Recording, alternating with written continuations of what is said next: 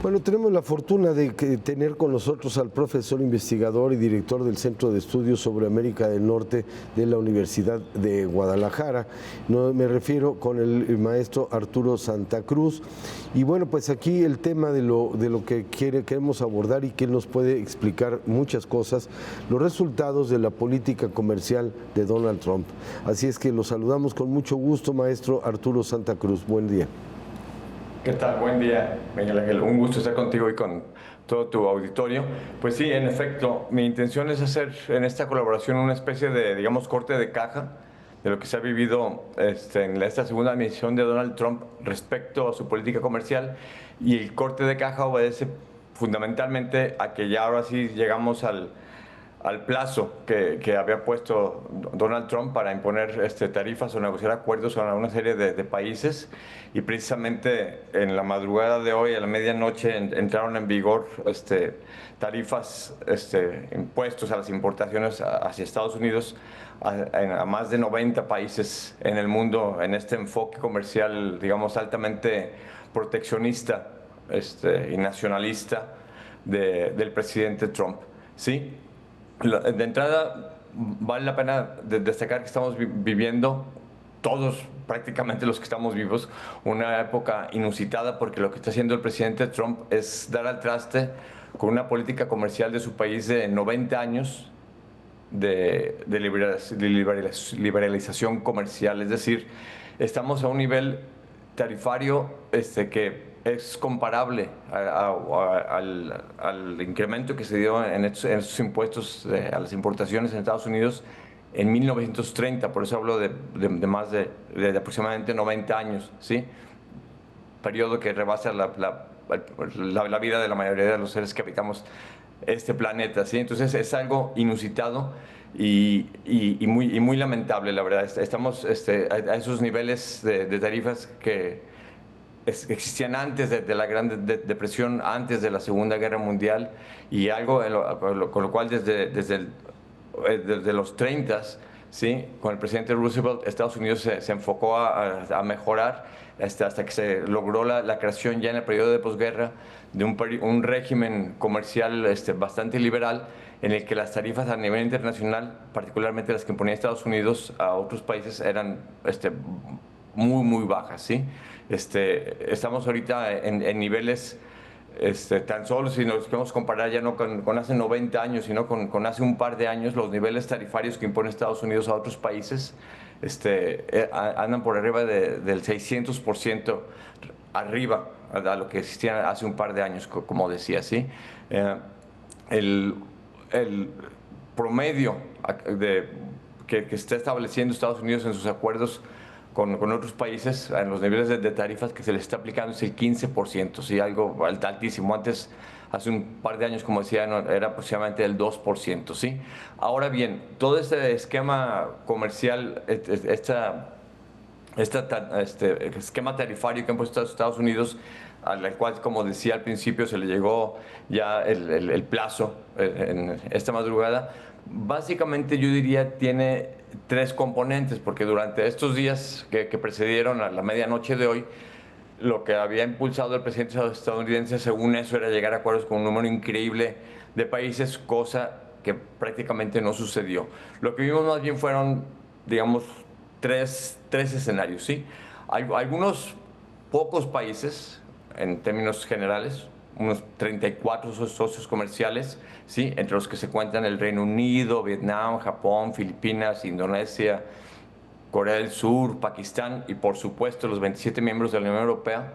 Con esos 34 países, uno de los cuales, de 27 de los cuales los de la Unión Europea negociaron como bloque, sí llegó en efecto a un acuerdo, ¿sí? A un acuerdo tarifario y de inversión, etcétera, que consistió precisamente, y en términos burdos, así generales, en la imposición de este arancel, esa tarifa que mencionaba yo hace unos momentos del 15%, ¿sí?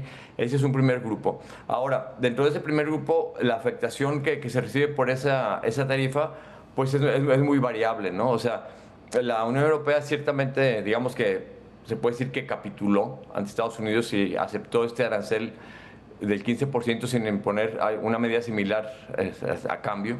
¿sí? Pero por otra parte, habría que tener en cuenta que las exportaciones de la Unión Europea a Estados Unidos no son tan importantes como lo son para otros países, en particular para México. Y voy a ilustrar esto con algunos datos, ¿sí? Para la Unión Europea, las exportaciones a Estados Unidos representan aproximadamente el 3% de su Producto Interno Bruto, ¿sí?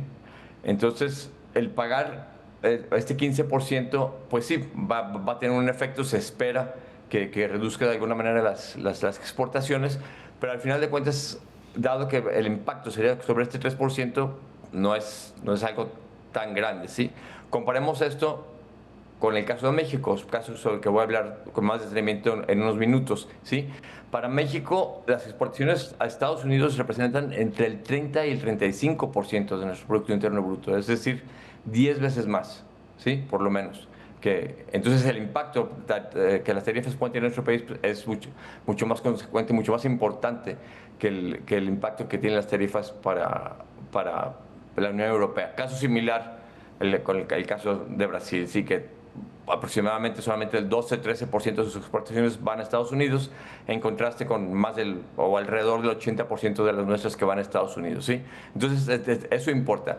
Pero bueno, como decía yo anteriormente, uno de los tres escenarios incluye a esta serie de países con los cuales sí se logró algún acuerdo. Un segundo escenario es aquellos países a los que sí se les está imponiendo una nueva tarifa, ¿sí? Y aquí destaca particularmente el caso canadiense, ¿sí?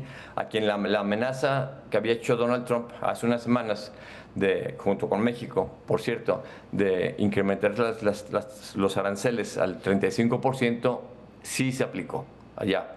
Es más, esto no desde la medianoche de hoy, sino desde el inicio de este mes, hace una semana ya, ¿sí? Ese es el caso más ilustrativo del segundo escenario, esos países a los que sí se les está aplicando la tasa. Y el tercer escenario es de aquellos países a los cuales se les extendió una prórroga, ¿sí? Y dentro de los que está incluido precisamente México, nuestro país. El otro país aquí que resalta es China, ¿sí? Es decir, con México y China hay una amenaza de aranceles, pero que todavía no en su mayoría se concreta. Sí, México, todos hemos estado pagando aranceles desde hace meses ya en algunos productos, particularmente el acero y el aluminio, pero digamos, de manera general, se ha logrado posponer este incremento tarifario, ¿sí? Y esto particularmente en el caso de la amenaza que se ponía sobre México, se logró o se concretó particularmente precisamente hace 8 días en la llamada que sostuvo la presidenta Sheinbaum con el presidente Trump, ¿sí? Mediante la cual se logró una extensión de 90 días. Ahora bien, lo interesante más allá de lo que vaya a pasar con esta extensión, si al final de ella nos vamos a enfrentar a aranceles más altos o no, y eso involucra una serie de cuestiones que no voy a tratar aquí, ¿sí? Lo interesante es que en este ínterin las exportaciones de México a Estados Unidos no se han visto afectadas. De hecho, más bien al contrario, ¿sí? En este primer semestre se acaban de revelar cifras, ¿sí? Las exportaciones mexicanas a Estados Unidos, de hecho, crecieron un 6.5%, ¿sí? A diferencia de las exportaciones chinas o las canadienses a Estados Unidos, las cuales decrecieron, así sea menormente, pero en ambos casos decrecieron durante el mismo periodo, el primer semestre de este año, ¿sí? Ahora bien, este incremento en las exportaciones de México a Estados Unidos, a pesar de toda la retórica arancelaria y punitiva del presidente estadounidense, pues se explica en parte con el diferencial o la diferencia que hay entre la retórica muy agresiva por parte de Estados Unidos y la realidad, ¿sí? Al final de cuentas, durante este periodo, México ha estado pagando un arancel promedio del 6.5%, ¿sí? Es decir, como la mayoría de nuestros productos al final de cuentas se siguen exportando dentro del marco del antes Telecán, ahora Temec, de este acuerdo comercial con Estados Unidos y Canadá, ¿sí? Este 80-85% de las exportaciones que entran mediante este mecanismo, pues pagan un arancel muy bajo, y solamente el resto que no entran en este mecanismo, y particularmente aquellas que están sujetos a estos aranceles por el fentanilo, según Trump, ¿sí? Es las que nos llevan a este promedio del 6.5%, que no es, a final de cuentas, comparativamente tan alto, es el menor que cualquier otro país en promedio, y a final de cuentas también a que no nos hayamos visto tan afectados hasta la fecha por la retórica estadounidense. Para finalizar, más allá de estos tres escenarios y el caso mexicano, es importante aquí mencionar que para Trump las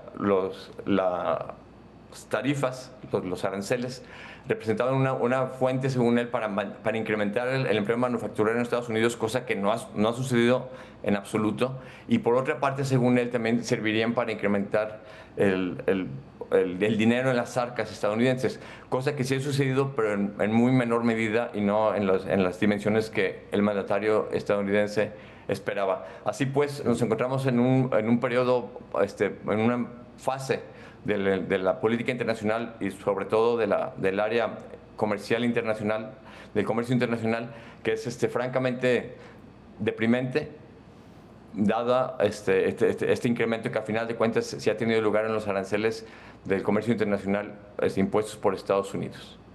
Miguel Ángel. Pues muchas gracias. Su colaboración, don Arturo Santa Cruz, es muy importante porque tenemos que tener muy claro todo lo que está generándose de esta manera. Como profesor investigador y director del Centro de Estudios sobre América del Norte de aquí de la Universidad de Guadalajara, le agradecemos muchísimo, profesor. Muchas gracias. Un gusto. Muchas gracias.